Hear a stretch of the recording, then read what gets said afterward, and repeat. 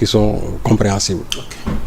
Mais pour en revenir vraiment à ce rapport d'exécution budgétaire T1 2025 bi soo ko doon jël di ko comparer par T1 2024 bi parce que ñu ci bëri dañ ko bëgg a jël comparer ko ak rapport d'exécution budgétaire bi nga xam ne fii la ñu génnee man leen noonu loolu mënul nekk c'est-à-dire mënoo jël benn trimestre bu ko comparer 4 trimestres c'est pas possible parce que ñenn ñi dañuy wax ne dafa am déficit man leen noonu mënul nekk c'est-à-dire vous ne pouvez pas comparer des choses qui ne sont pas comparables bu ngeen di comparer da ngeen di comparer T1 2024 ak T1 2025 et là boo defee comparaison yi tu sens nettement que quand même il y a un différentiel qui montre qu'il y a une performance au niveau surtout de la mobilisation des ressources internes léegi nag am na benn jàngat boo xam ne nii surtout concernant les dépenses fonctionnement c'est vrai qu'au niveau du fonctionnement quand même ça a explosé au niveau de l'investissement il y a un ralentissement mais loolu ça se comprend parce que li ma doon wax léegi administration bi nga xamante ne moom la fi Macky Sall bàyyi actuellement nii dafa plombé lu bëri parce que dépense de personnel yi rek li muy jël dafa bëri imaginez en janvier 2024 nga indi presque plus de 5200 agents yoo xam ne dañ leen jël dans la fonction publique mais ñooñu c'est une masse salariale loolu nag dafa gën a alourdir les dépenses de fonctionnement te boo xoolee l'investissement mi ngi cloché ça se comprend parce que Sénégal ressources yi mu war a mën a mobiliser pour mën a lancer yenn grands travaux yi jusqu'à présent on n'est pas encore en mesure de le faire ça se comprend avec problème yi am ak waa FMI ak yenn partenaires financiers yi aujourd'hui j'ai appris même que la Banque mondiale a accordé un taux concessionnel de 115 millions de dollars. Je l'ai lu, je crois que ça doit faire autour de 174 milliards. Mais ba léegi moi je dis que des na c'est-à-dire ce dont on doit bénéficier des partenaires yi nga xamante des partenaires financiers bu ñëwee bu duggee et je crois que le Sénégal est sur la bonne voie xam nga affaire bi mën na métti dans un premier temps mais lu tax muy métti parce que simplement on est dans la bonne gouvernance c'est simplement ça Sénégal tey bu ñëwoon jaar fa gars yi jaar nëbb det yi peut-être mënoon nañu décrocher dès le départ beaucoup d'argent de la part du FMI mais duñ ko def tey il l'a réitéré aussi en Chine ça nous a valu des contre-coups mais c'est bon parce que on ne nous a pas élus pour mentir au peuple ak lu mën a demee dinañ xam ne lii moo fi am dina métti mais après dina neex. dogguma la sëñ Sall mais dette boobu ça continue de faire débat. oui non c'est-à-dire l'existence ou bien l'inexistence de la dette. parce que autant am na ñu jàpp inexistence bi mais. existence bi moom defe naa débat amatu ci. ba tey. oui mais danaa tuddaat sa jarbaat. waaw mais non tu sais man sama jarbaat moom. qui est monté au chrono waaw sama jarbaat moom dégg naa ko sax démb. il n'a pas raté quand même. waaw mais sama jarbaat ministre Cheikh Diba. waaw mais moom il tire Cheikh Diba mais quand tu lui parles de Babou Amadou Ba mu daw man loolu moom jaaxal. c'est-à-dire que chaque fois il s'attaque à Cheikh Diba Cheikh Diba moom son premier problème c'est quelqu'un qui ne communique pas. Il est réservé. Mais c'est ça qui n'est pas normal. Aujourd'hui, quand je vois Babou Amadou Ba qui est sur le plateau, d'expliquer clairement, c'est-à-dire que de défendre le rapport d'exécution budgétaire, heureusement que le PASTEF a Babou Amadou Ba. Parce que à lui seul, il tient presque à toute une meute là. Mais imaginez, si le PASTEF n'avait pas Babou Amadou Ba. Mais cette communication, il donne un soirée. Li waxuma ko parce que je lui jette des fleurs mais loolu c'est la réalité sur le terrain. C'est lui qui monte au créneau et c'est lui qui prend la défense aujourd'hui du gouvernement. Cheikh Diba moi j'aurais bien aimé quand même que dans des circonstances pareilles que yu ci bëri muy gën di communiquer.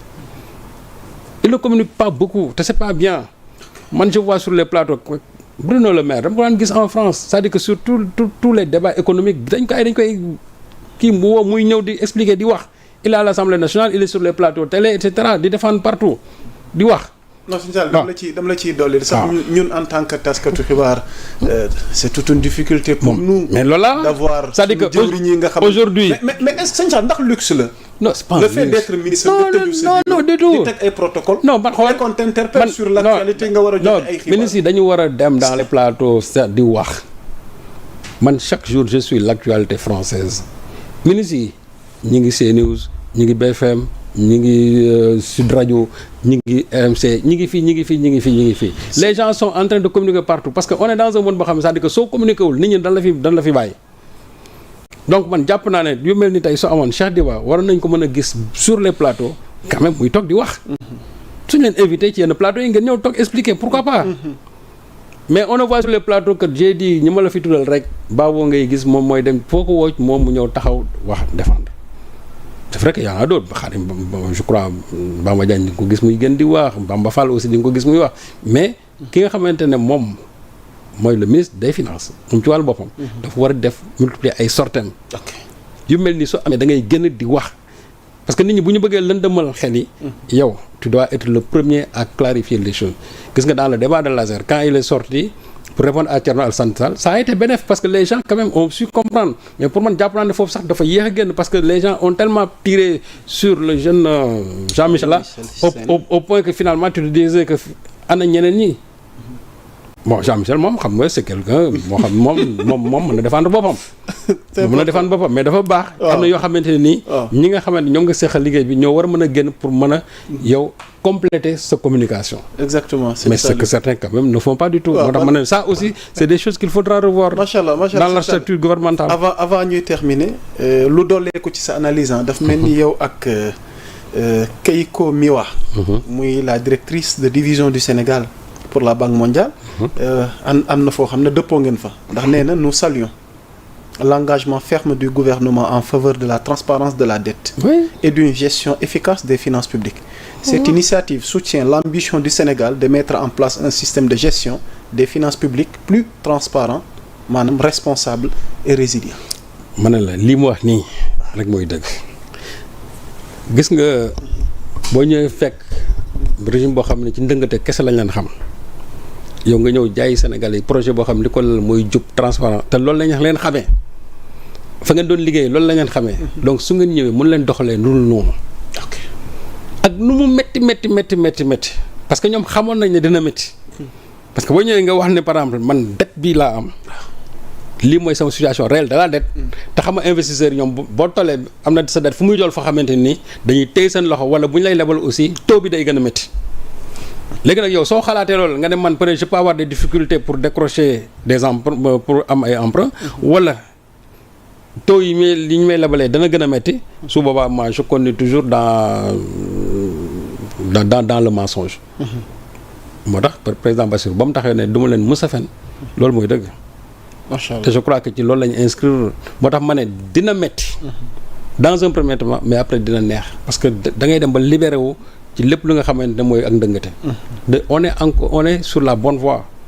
voilà moo tax quand Ousmane Sonko l'a réitéré aujourd'hui en Chine moi j'ai applaudi des deux mains. macha allah Serigne Saliou. donc ñu jàll ci yenn tomb bi ñu dese ci waxtaan wi mi ngi dox di wéy mbokk yi yéen ñiy doog a dabe xam leen ni Serigne Saliou a ngi yéen ngir jàngat tolluwaay réew mi ak jamono alors dañuy dem ci pencum ndaw réew mi